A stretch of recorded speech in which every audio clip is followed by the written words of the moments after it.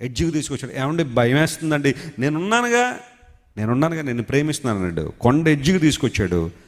Selfie తీస్తూ ఉన్నాడు. ఒక చేత్తో సెల్ఫీ, మరొక చేత్తో భార్యను తోసేశాడు.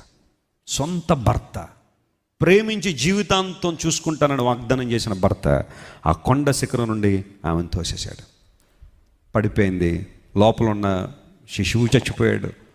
ఆమె తలకే బదులైపోయి చచ్చిపోయింది. ఇప్పుడు గట్టిగా అడగడం ప్రారంభించాడు. అయ్యో, నా భార్య కాలు జాలిపోయి పడిపోయింది.